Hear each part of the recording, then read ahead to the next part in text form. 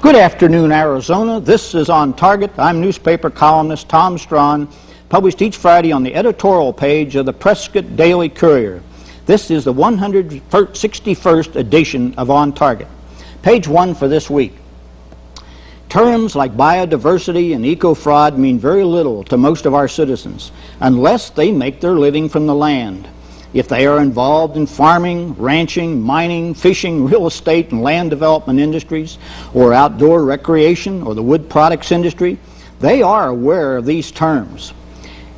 Everyone, every industry, and our economy is related to our natural resources in one way or another. Very few of our citizens realize that government bureaucrats, in league with radical environmental activists, are ignoring our U.S. Constitution. Our government has placed the United Nations with its global environmental plan in the position of eliminating our individual property rights, our use of our public lands, and our freedom and independence. The United Nations and an elite group of international manipulators are actually usurping our property rights by passing our Constitution and the principles handed down from our founding forefathers. In the last half of this century, our children have been indoctrinated with questionable environmental theories. Here on Target, I have stated many times that our country has become a pagan nation. And one example of our separation from the God of our founding forefathers and from common sense reality is New Age environmental religion. It is the most destructive force at work in the radical environmental movement, conducting eco-frauds, supporting the UN and its worldwide biodiversity programs. Over the past 3 years, here on Target, I have discussed constitutional property rights and environmental fraud many times with leaders of property rights organizations, scientists, elected officials, and authors of numerous books on the subject. These books are only a few that have been reviewed here on Target. This week, my guest is Dr. Michael Coffman, an environmental consultant and researcher in ecology and ecosystems analysis. He is the author of this very excellent book, Saviors of the Earth, The Politics and Religion of the Environmental Movement. Well, after these messages that make On Target possible, I will return to talk with Dr. Michael Coffman. You stay on target.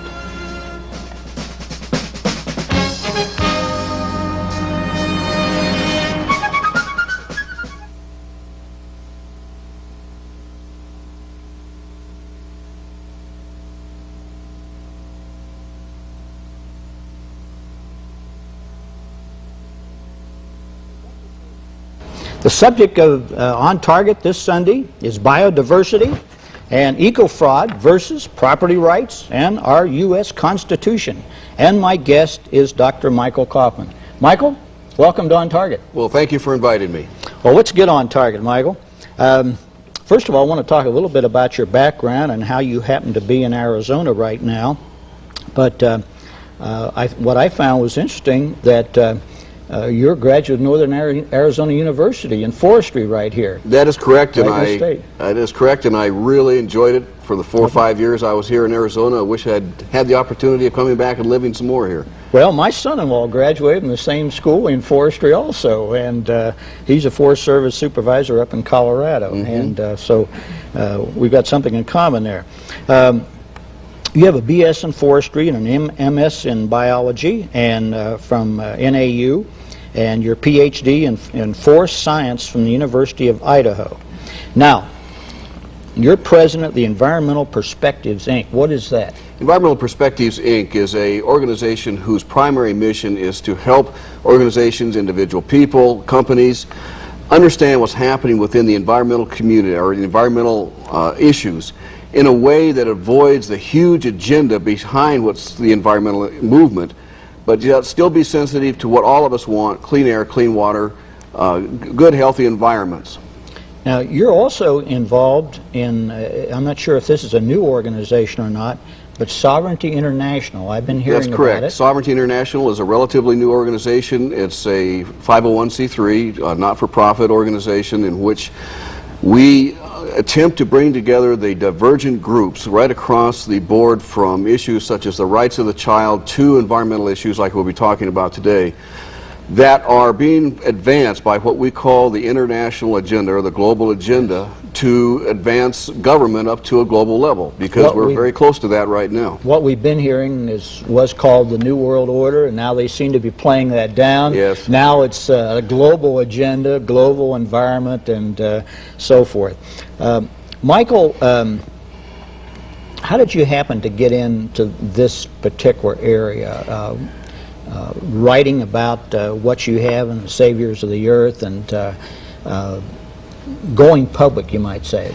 Well, one of the things that I was responsible for in the late 1980s, or 90s, I mean, is working on a multi-million-dollar research effort on issues such as acid rain and global climate change on our nation's forests. And during the Clean Air Act debates in 1990, it became very obvious to me that about $500 million worth of research was being totally ignored in this process of formulating this legislation that was going to impose on the American people not only a $60+ billion a year program that the science said really wasn't necessary. We had a problem in acid rain, but it was one of those things that it could be handled at almost no cost to the American people. Instead, we had these draconian policies being developed that was going to seriously erode our liberties and our fundamental rights in order to bring more power to the federal government. And it was at that point that I began to realize there was something more involved in the environmental movement than just protecting the environment. And as I studied the issue, I went into a state of shock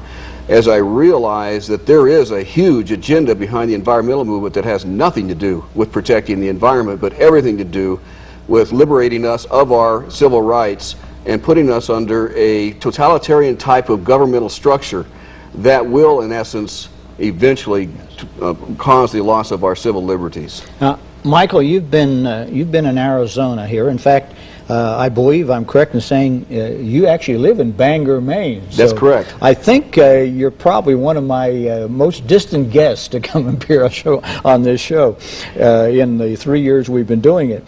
But you've been in Arizona, and you've been making some public appearances, and the subject of your talks was eco-fraud. Mm-hmm. Now, as I said in my opening remarks, words like biodiversity and eco-fraud mean very little to the average citizens. I was sharing with you off camera that I did a survey a while back of 100 people down on the courthouse square in Prescott, and only 2 had any idea, any concept at all, what either one of those terms meant.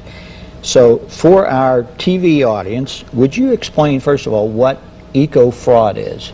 Eco-fraud is a process by which many of the environmental leadership, and our discussions today are going to be confined to environmental leadership, not the rank and file environmentalists that wants clean air, clean water, same as you and I, but a process by which they are using to scare each and every one of the American citizens to death so that they would be willing to give up their civil liberties, their property rights, their ability for First Amendment free speech, even in the whole gun control issue, so that they can establish the so-called one world order, or the whatever you want to call it. It goes under a number of different names. Yes. And folks, we're within 3 years of this happening right now. There is a plan right out there, and there's a person in the United Nations responsible for implementing this plan, and the target date is the year 2000. Yes. Now, is that what we have, some of us have read as Project 2000? No, the Project 2000 really is a much broader type of thing, but it all leads to the same conclusion. That kind of relates to education. That relates to education, Goals 2000, and so forth. It's the process of dumbing down our citizenry to the point where they're willing to accept whatever message the elitists of this world would have us to know, without causing us to have any questions or challenge why they're doing the things that they're doing. And it's all outlined in this book called Our Global Neighborhood that was funded by the United Nations, and it was written by the Commission on Global Governance, and in this they outline the process that by the year 2000 they expect to have a world government in which they are in control. Yes. Now, I've read this, And what was shocking to me, and when I've shared this with fellow citizens, they just really do not want to believe it. But what they're saying in here is this is going to take away many of our civil liberties. Absolutely. Some of our freedom. It really, if this would go into effect, anyone owning private property could be subject to rules and regulations by not just our government, but the United Nations. Not only that, but all property rights, according to the Convention on Biological Diversity, which we'll get into a moment from now, that we stopped an hour before the cloture vote in 1994 from being ratified. We came that close. But that particular treaty has language in it, at least in the supporting documents, that would transfer property rights from us as individuals to what is known as the United Nations Global Environmental Facility, and then reallocate those out to us as usufructuary rights, which is the old Roman concept that the Caesar owns everything, and then allocates certain rights and privileges out to the governors, who then allocate it out to the citizenry for farming, forestry, and other activities. When I read this, one of the first things I related to was Karl Marx's 1848 Communist Manifesto. And I believe, if I recall, there was 10 things that had to take place, and we've mentioned this on the show several times. There was 10 issues that had to take place, like taking all the guns away from everybody, but one was taking away private property. Absolutely. To have the communist or socialist state. The only way that they can totally gain control over citizenry is by taking private property rights, so that the person, the individual, is totally subject or dependent upon the governmental structure for the ability to grow crops which they need, or have housing which they need to survive. And that's the importance of property rights that our founders laid down, is that as long as we had property rights, the government never could become so strong as to totally rule our lives. And unfortunately, we're rapidly losing those rights that protect us in all of our other civil liberties. As my viewers and the readers of my newspaper columns know, one of the publications that I read on a very regular basis and depend on is the New American, put out by the John Birch Society. And we've got some other publications here, the Washington Times and so forth. But clear back in April of 1996,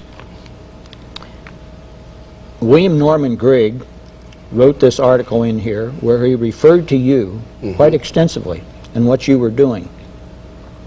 Now, before you got into this, you were a scientist in every sense of the word. In every sense of the word. So when we come back, we're going to take a break. When we come back, I want to get into this. We're going to talk about what you were doing that got you so excited about this environmental movement. Okay. So you stay on target.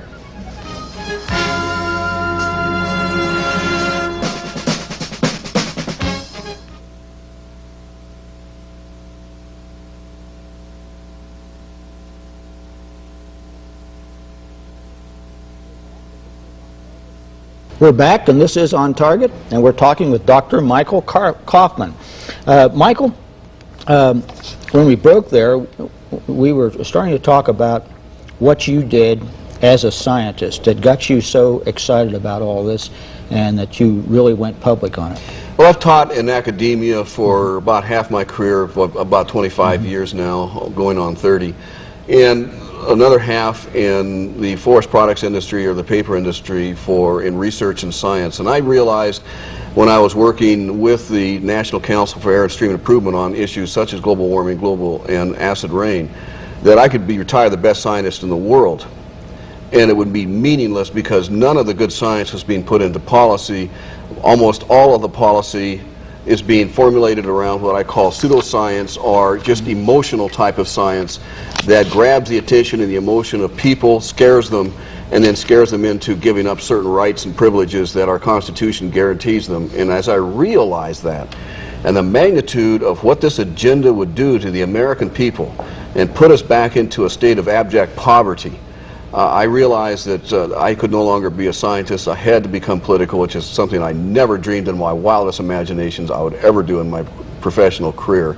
Yes. And begin to try to help, one, explain to the American people what really is going on with environmental leadership, and two, begin to frame how we can protect our environment in logical, scientific ways that will be very effective, but without the loss of our liberties and so forth. I think most of us, we do not stop to realize that everything we wear, that we eat, just about everything we do, our cars and so forth, in one way or another is related to the land. Every product. Every product. And we are seeing our food supply diminished in some areas because of restrictions on how to use the land.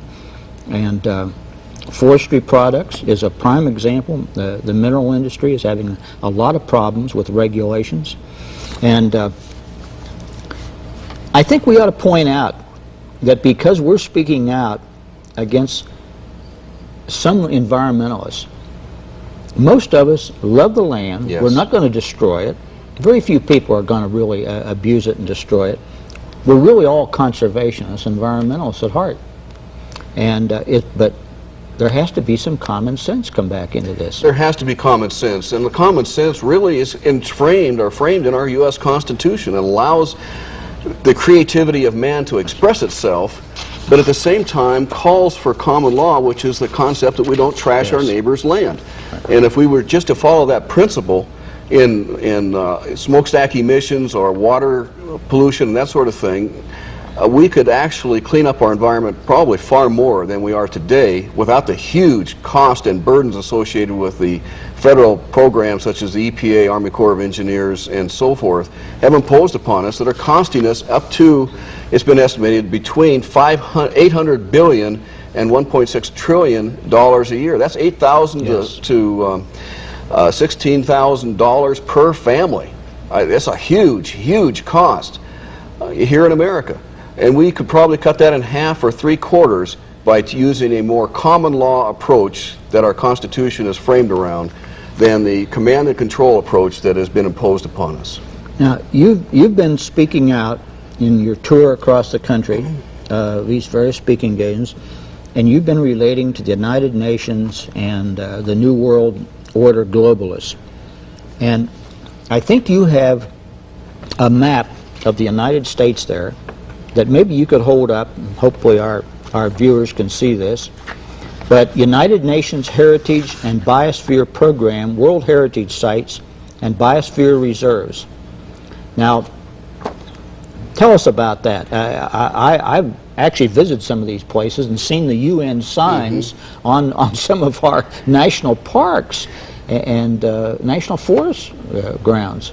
Absolutely, and there's 47 of these United Nations Biosphere Reserves here in the United States. They occupy most of our national parks, but also a lot of other lands. There are about 53 million acres that are actually tied up in the U.S. Man in the Biosphere program. It's not a treaty.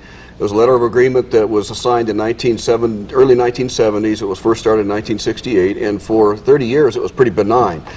But in 1995, this whole process took a very radical and dangerous turn, as the whole purpose for the U.S. Man in the Biosphere program was to implement now the Convention on Biological Diversity, which we had stopped in the U.S. Senate in 1994 because it would have imposed such horrible restrictions on every American citizen that we would have literally gone back to the Stone Age if we had fulfilled all of the obligations that were outlined in the Convention on Biological Diversity. And yet now this particular program, now that's established, literally shows how each counties, the various counties around these various biosphere reserves across this country will be having eventually very, very stringent regulations imposed upon them that almost create a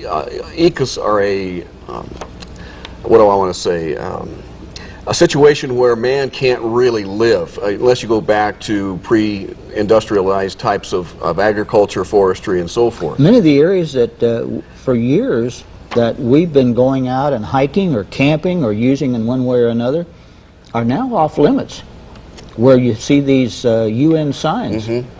That's correct. Yeah. And it's in Glacier National Park, for instance, they're talking about taking out the going to the Sun Highway. Why? Because it disturbs the natural ecosystems within the heart of the park. And that's being considered for many of our parks because of this program.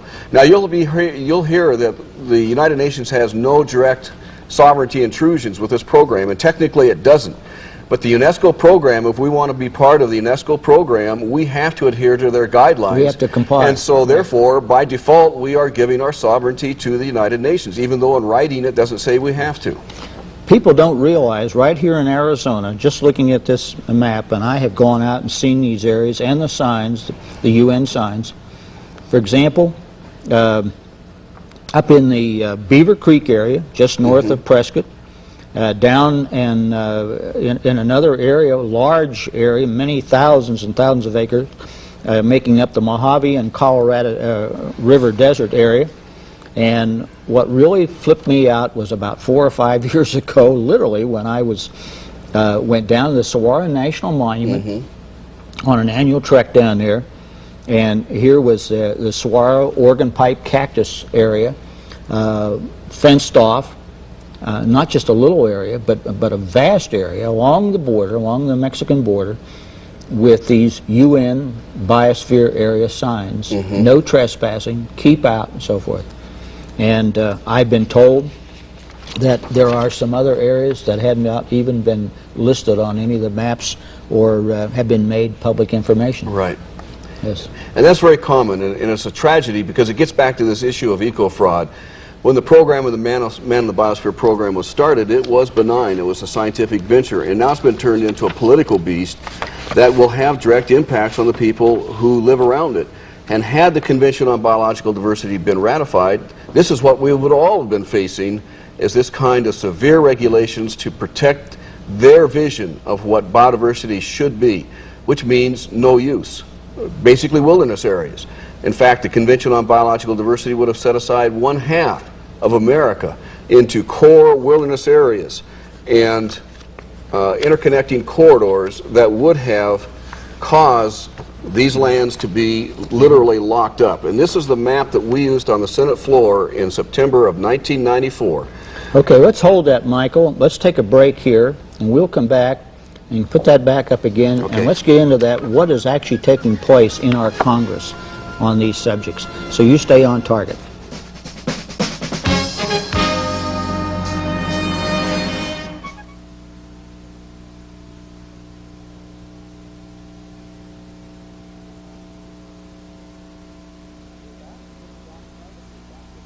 We're back, and this is On Target with Dr. Michael Coffman this Sunday. Michael, you've got a map there. Yes. And what this shows in the red, of the various red areas that you can see around the nation, is these would be the core wilderness areas that they would propose. And there you can see the corridors that would interconnect them, supposedly allowing wildlife and plant material to interchange their gene pools without a hindrance of man. The interesting thing about it is that this particular process doesn't work. We've done a lot of research over the last 10 years, especially the last 5 years, that shows us these principles literally don't work scientifically. Animals don't use these corridors for the most part. You will use any type of contiguous vegetation to move from one area to the other. It doesn't have to be these protected areas that have ancient forests or whatever you might want to call it if it's in the desert ecosystems. And as a consequence, they don't work. And yet here we are with the United Nations program that would set up to 1/2 of the American landscape into these kinds of wilderness reserves. That's the one we used on the Senate floor to stop this treaty. According to that map there, it looks like as much as 50% of Arizona would fall within that. Absolutely. This is what their target is, that 50% of each state, plus or minus, would actually, this is a more recent map that we're developing, showing the heartland of America and how the corridor system, reserve and corridor system would look there, and how these particular plans would lock up at least 1/2 of America, and the rest of it would be highly regulated to be able to protect biodiversity, when science is showing that this is the worst thing you can do for biodiversity. In fact, biodiversity plummets when you lock it up and throw away the key. The best biodiversity that you find is in areas in which you have good stewardship being practiced, and you have the process by which other species that require disturbed sites and so forth can find habitat. Then is when you find your maximum biological diversity. But by locking these areas up and throwing away the key, as they're proposing to do here in these United Nations mandates, you actually will experience a decline in biological diversity. And that's the tragedy of this whole thing. Not only are we being subjected to a process by which we will lose our inalienable rights. But what they're planning on doing to so-called protect the environment literally doesn't work. Well, Michael, just along that line, for example, right here in Arizona, and even though our show here each week relates to national issues, we try to relate specifics to the state. But clear back in May of 1995, here was this book that was put out called An Economic Analysis of Critical Habitat Designation for the Mexican Spotted Owl, which everybody's been hearing about. And what this report ended up showing, and the environmentalists didn't like it very well because they thought this was going to be strictly in their favor. This showed how many jobs had already been lost in the forest products industry and how many more were going to be lost. And because of Judge Mickey's decision, federal judge in a district federal judge in Arizona, for months and months the forests, for all intents and purposes, were shut down to any kind of logging, any kind of wood cutting. And you, having gone to school at NAU, I'm sure even years ago you were aware, as we are today, there are many areas of our forest, and even some of the Forest Service people have said so, many areas of the national forests in Arizona where I've gone out and I have seen deadfalls and brush back in wilderness areas where it's 5-6 feet high. Yes. The fire danger is extremely high. That's exactly right, and that's the problem you get into when you lock up these lands. It does not make sense. No. The only thing that can protect it is to go back to the old fire regimes that nature and the American Indians used to have on the landscapes around here, which is untenable because you can't control those fires. They'll get into other people's lands. They create air pollution problems and so forth, or you can have good logging. Now, we can destroy ecosystems, don't get me wrong. Of course we can. And we've demonstrated in the past that we have destroyed ecosystems. That's not the key here. The key here is how do you manage our forest that maximizes or optimizes biological diversity and at the same time provides jobs and commodities for our citizens at a very low price. And that's that balance that we should be striving for, is the protection and the provision of jobs and commodities at a reasonable price that we should be striving for, not locking up the lands on some mythical idea that by turning it back to nature, nature knows best and she's going to do it much better than we can do. Yes. Michael, I've seen photos taken in the Prescott Basin between the years 1910 and 1920 showing how much grassland there was, how much scrub trees, how many ponderosa pine. And right now in the Prescott Basin, I have seen reports here that there's from 5 to 10 times as many ponderosa pines today as there was in 1920. Oh, absolutely, and this is true anywhere in the United States, that there used to be forests. We find that there are far more forests, far more trees, far more volume. We're only cutting about 60% of the volume growth in this nation right now. These statements that we're destroying our forests are just absolutely and patently false. It's not happening in this nation. Now, it could be happening in other parts of the world, and we do need to be sensitive to that issue. But it's not happening in these United States, and in fact, our stewardship practices that have been developed over the last 50 years have shown that we have rapidly and dramatically enhanced biological diversity, and the worst thing we could do is to lock it up and throw away the key. Yes.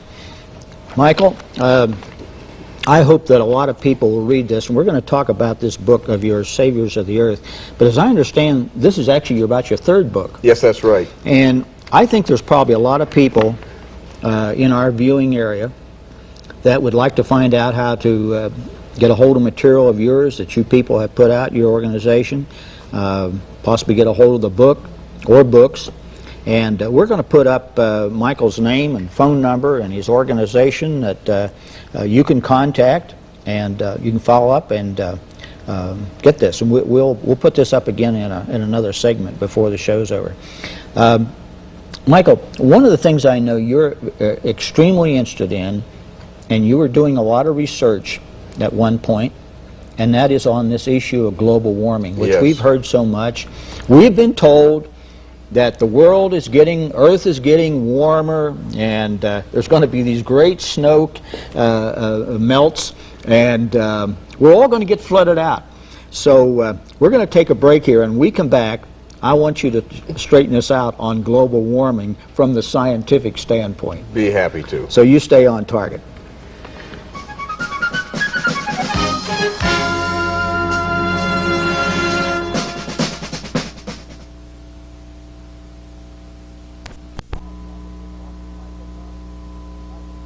We're back talking with Dr. Michael Coffman. Michael, I want you to tell us about global warming. Are we being given a lot of propaganda? Unfortunately, that's been the case. It's not that global warming couldn't happen. Scientifically, it is a tenable hypothesis that needed to be investigated. What we have found, though, is that it is part of this eco-fraud in the long run. And here is a diagram of the actual climate and temperatures of the Earth over the last 18 years. This is NASA data. This is not my data. It's not massaged by me or anything else. It's right off of the NASA computers and so forth, okay, taken by infrared satellites that NASA started putting up in 1979. And in this process, you see that we have warm years, we have cold years, warm years, and trends all the time. But if you look at the trend line over the last 18 years, what you're finding, and this is very, very accurate data. They can send up weather balloons in a certain part of the Earth, and it'll be the weather balloon temperatures that are actually being taken at a certain elevation, latitude, and longitude will be exactly what this satellite is measuring. But this trend line has actually shown a declining process, and it has gone down by an actual 0.202 degrees centigrade over the last 18 years. According to this, 88, 89, you had a couple periods of and of course, it was this excessive period warming right here that the alarmists were using to show that we were having global warming. But since then, we've had, it's just the opposite. It's just the opposite. Serious drops. And we have a serious consideration when in the last 10 years, the temperature has actually dropped by 0.335 degrees centigrade. Now, that's a third of a degree in 10 years. Is this something we need to get excited about? Probably. It needs to be watched, yes. But it's probably part of a normal cyclic phenomenon that has been going on for decades and decades and decades, and it'll probably start going back up again within 5 to 10 years, and it's just part of the normal cyclic process of planet Earth. But nonetheless, what it does clearly show is that we are in a period of global cooling, not global warming. And yet the myth that global warming is still being advanced by the international agenda. That's what you're reading about in our daily newspapers, and the most tragic thing about it is that the IPCC, the International Panel for Climate Change, the scientific report or assessment, Chapter 8, in 1995-96, had a series of statements in there that made the bold assertion that while climate change is going on, always has, always will, there is no evidence whatsoever that man is causing any part of that climate change. And the chairman of that, it was a United Nations employee that went back systematically and took out every reference that discounted the concept of man's not interfering in global climate change, and giving the impression then by what's left that man is in fact having an impact. And that's what policy is being made on right now, as in Germany just a few weeks ago, where they are right now developing protocol that would mandate that the United States reduce our energy consumption by up to 50 to 75%. Now think about that, what that means to you in your homes. Yes. Reducing your energy consumption by 50 to 75%. What is their agenda in pressing this? Their agenda is by having all of these issues brought up at the international level, because climate obviously affects the whole planet, just not one nation. Ecosystems cross international boundaries, is that we must have an international or global government. And again, as I'd mentioned before, that's exactly what this book right here, Our Global Neighborhood, is all about, sponsored by the United Nations. Put out by the UN, not you, your organization or some other. But by the United Nations. Mm-hmm. And the other ironical thing is, when you start to talk about eco-fraud, is that in the summer of 1994, when our U.S. Senate was considering the Convention on Biological Diversity, this horrible treaty that would have mandated a reduction in the Earth's human population by 2/3 in 30 to 50 years. This is not small peanuts. When I did that survey that I mentioned earlier of 100 people, and this was during the 4th of July weekend, not one person knew out of 100 that there had been a biodiversity treaty even presented or signed. That's right. And it's just a miracle, I think, that we were able to stop that. And the way we were able to stop it is using those maps that we had before. And the fact is that a document that the United Nations denied even existed, what is known as the United Nations Global Biodiversity Assessment, which was to be used to write the implementing language of the treaty after the Senate had signed it. The Senate asked for the United Nations for this particular document in 1994, the summer of 1994. The United Nations denied it even existed, let alone even, they claimed that they weren't even going to write it. And here it is, folks. It's 1,140 pages long. Global Biodiversity Assessment. This is the document that was to be the basis, the foundation of writing the implementing language for the Convention on Biological Diversity. It calls for 2/3 reduction in human population, tying up half of the United States into wilderness areas, and so forth. And this is what they said didn't even exist. And you've got a label down here in the corner, UNEP, Yes. which stands for? United Nations Environmental Program. There we go, folks. There it is, right in front of you. Now, you've got a little chart or a hold up here about the Biodiversity Treaty, and share that with us, what it's all about and what it will do. Well, this is a reference right out of that Convention on Biological Diversity, the Global Biodiversity Assessment. And what it's saying here is that we must change the way we believe from a Judeo-Christian kind of concept of stewardship to one of what's called biocentrism or pantheism, that nature knows best, that anything that man does is probably detrimental and must be at least controlled, if not stopped. And this is the new tenets that they're talking about right here, is that we must consider ourselves as just one strand in nature's web. Humans as one strand in nature's web versus humans set separate from nature. Yes. And then the next point is that we must have the belief that that mankind, or all species, have equal intrinsic value.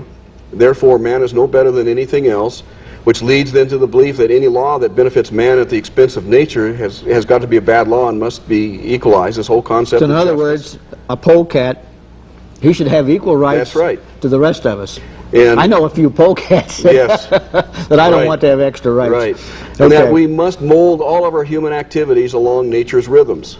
Now, imagine what that would mean in your normal day-to-day life. How many things that you do, driving a car, working in a building that's constructed out of artificial materials, even our medical sciences using artificial medical equipment, medicines and so forth, all of these things are not natural, and therefore they do not follow the natural rhythms. What does this mean when it starts to implement an actual policy? A very good question. Yeah. And this statement right here, this is the actual verbiage that is in the Global Biodiversity Assessment. It talks about the fact that the world is overpopulated, as you can see in the first line there. And then they give two solutions. And this first solution right here is that if we want to maintain the Earth's 5 to 7 billion people that we presently have, then all of us, we must go back to an agricultural world in which most of us are peasants. The old feudal system of Europe. Now, if we don't like that, if we want to maintain the current North American standard of living that we have right here, they do give us another choice, and that is we must reduce the Earth's population to 1 billion from its present 5 to 7 billion within 30 to 50 years. This is the quotes right out of the document. It's when we showed the U.S. Senate these quotes and the maps that we had already looked at earlier in the program that the Senate went into a state of shock and realized that they had almost signed on to a blank check, as it were, that would have totally subverted the rights of every American citizen. Michael, so many of us today are watching C-SPAN, our House and Senate, and when we come back, I want to get into an issue that has been bothering me for a long time, and that is why we rarely, if ever, hear a congressman or senator say anything about the New World Order, this globalism. It's just like it's a no-no. Mm-hmm. We don't talk about that. And they never openly come out on the floor of the House or Senate and make an issue on any of these things that we're talking about. And yet we know they exist. Will you stay on target? We'll be right back.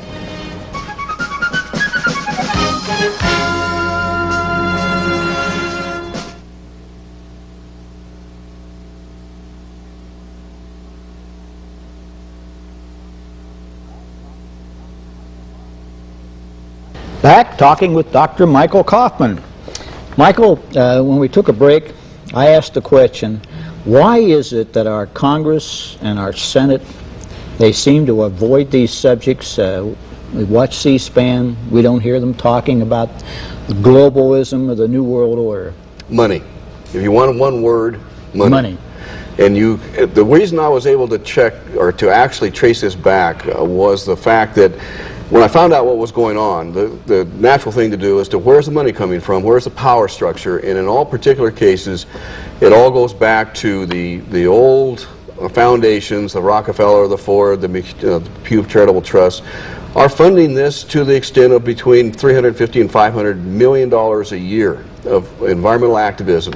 And that if a congressman or a senator wants to get into office, they either, if they want the contributions that's necessary to get them, the votes and so forth during the political process, they have to be very careful what they say, because this is being controlled with a lot of money.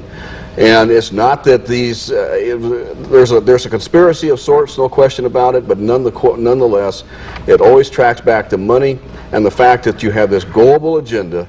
If you want to call it the Council on Foreign Relations link, or the Trilateral Commission, or the Club of Rome, or the Bilderbergers, all of these various organizations are involved. I've stated many times that one of the things that, one of the issues that keep our congressmen and senators from speaking out is the mainstream press. Yes. Which I see such strong ties to internationalism. That's very true. If you actually get back into the media, almost all of the media is owned by 12 different people around the world, or around this country, I should say, not the world. And most of them, if not all of them, belong to organizations like the Council on Foreign Relations, which is dedicated to creating a one-world government. That's their stated purpose. There's no secret about that. And as a consequence, when something comes up that would then challenge their ideas as to what's necessary to bring about the utopian world, of course with them in power, you never see the light of day of it in the Dan Rather News or in your local newspapers. I want to make sure that anyone who is watching our show today knows how to get a hold of Dr. Coffman, get a hold of his books and so forth. So we're going to put that number back up, Dr. Coffman, and his phone number, and his organization that he's working with here, Environmental Perspectives. Michael, I want to spend just a minute on an issue that we're starting to see more and more concern about, even here in Arizona, and that's wetlands. We think of Arizona as a desert state. Yes. We don't have any wetlands. And yet, it's become a big issue. It's become a big issue in every state of the union, because wetlands, like biodiversity, makes the perfect opportunity to gain control over land use activities. Remember, we talked about the fact that the United Nations Convention on Biological Diversity would have elevated all property rights up to the United Nations and only allocated out what they call usufructual rights, or the use permits type of thing. Well, wetlands does much the same thing, and wetlands is one of those tools that can be used to impose severe land use regulatory mechanisms on people and deny them their Fifth Amendment constitutional rights, when in fact they have defined wetlands as to mean anything that's never even seen a drop of water, but sometime during a week period they have water within 18 inches of the soil surface. I mean, that's all that's required to be wetlands, is water within 18 inches of the soil surface. And it can be dry 11 months a year. Or even more than that. Yes. And as a consequence, that covers a tremendous chunk of the United States of America, yes, including even states like Arizona and New Mexico, which you think is all desert. But you consider wetlands, if where they occur, wetlands are normally associated with water supply. And what do we need in the Southwest is water. He who controls the water will control the people. You have a very interesting chart here, or graph, whatever it might call it, scope of biodiversity conservation. Earth's rights severely limit human rights. Yes, and this is an actual United Nations diagram that was published a couple years ago, and it comes right out of Al Gore's, our Vice President's book, Earth in the Balance, where he says we must make the Earth the central organizing principle of our society and use every treaty, every institution, every organization, every activity to save the earth, as it were. Well, this is the visual graphic of that concept, where you have earth here as a central organizing principle, that the protection of the earth must come first before anything else is even considered. And of course, who decides what's best for the earth is not you and I, but these group of elitists using false science. Then what you find around that is things such as forestry, agriculture, and so forth. Those kinds of uses can be permitted. And then at the bottom of the barrel, the very last things that are considered in this order hierarchy are human rights. Such things as human rights are economic systems, international trade, property rights, and so forth. All of these issues come last. They're just literally not important in the scheme of things. And you know what that means is that you have an international organization called the United Nations that has all the rights and powers and privileges, that then is allocated to individual nations down to bioregion. We didn't have time to get into bioregionalism, but that's a big part of this overall agenda. And finally, we at the bottom of the barrel here, down living in cities, farms, and forests, and so forth, get what's ever left over, what they allow us to do, as totally a structured, top-down form of government.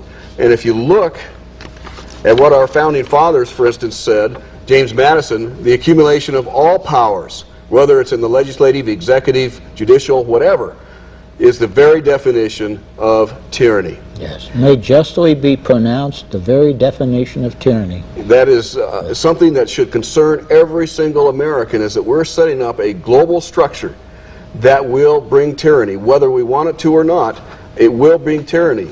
Our founding fathers, especially Madison, they actually drew a diagram he called the feudal ruler structure of government. Remember, feudalism was still dominant in Europe at the time that we had our Revolutionary War. They knew what feudalism was all about. And we were a new experiment. We got away from that. We got away. We're the first ones that really broke away from that pattern and created true freedom for the American people. This is the structure of feudalism or tyranny, and this is the structure that our founding fathers actually, the common law, God-given and inalienable rights, and so forth, where the federal government has the least power at all, because that's the least controllable, and when that government starts to have power, it brings about tyranny. And my concern here in Arizona is that most of the land mass in Arizona is in one way owned or controlled by federal government. Over 50%. Well, Michael, thank you for coming on. You stay on target. We'll be right back for our closing comments for this week.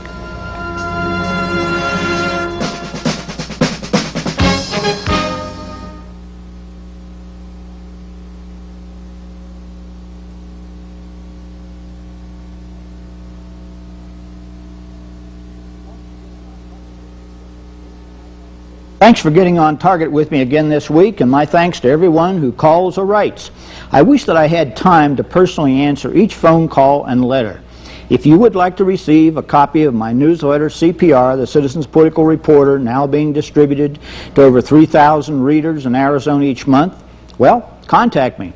Write or phone me at the address or phone numbers on your TV, or keep in touch with me via email, the internet, or fax. Give me a call, and I will give you my addresses so you can reach me through the electronic methods. In addition to your local newspaper TV section, you can find my show listed each week in TV Guide magazine. In my opening remarks, I stated once again that our country has become a pagan nation. A current story in TV Guide in a very recent issue about God and television. Well, next Sunday, the subject will be about God and television and how far America has strayed from the God of our founding forefathers. Dr. Bill Bright of Campus Crusade for Christ says in his new book that the U.S. is about to have a great spiritual revival. Well, here are words worth remembering from the founding fathers of our country. Tom Jefferson stated in 1798, "No power over the freedom of religion is delegated to the United States by the Constitution." And Noah Webster said, "The moral principles and precepts contained in the Scriptures ought to form the basis of all our civil constitutions and laws. All the miseries and evils which men suffer from vice, crime, ambition, injustice, oppression, slavery, and war proceed from their despising or neglecting the precepts contained in the Bible." And syndicated columnist and TV host Cal Thomas wrote in his book, The Things That Matter Most. This is a wonderful book. Science intends to prove once and for all that God isn't dead. They want to prove he never existed. It does not even consider that a God who can be explained would not be a God. The consequences are political, social, and personal to a society that declares God dead and irrelevant are profound. Appeals to standards fall flat if there is no standard giver. Higher things such as love and faith and virtue have nothing to hold them, and they quickly crash.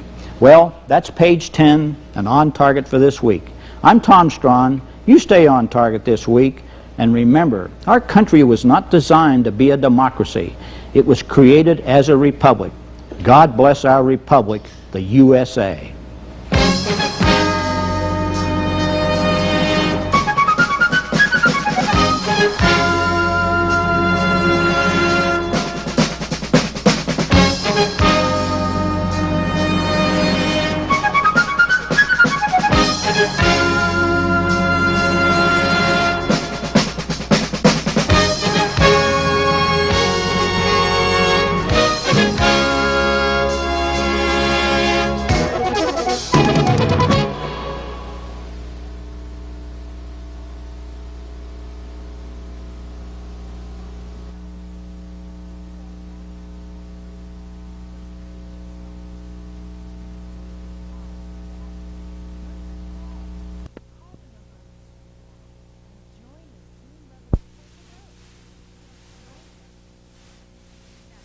Joining us, we're about to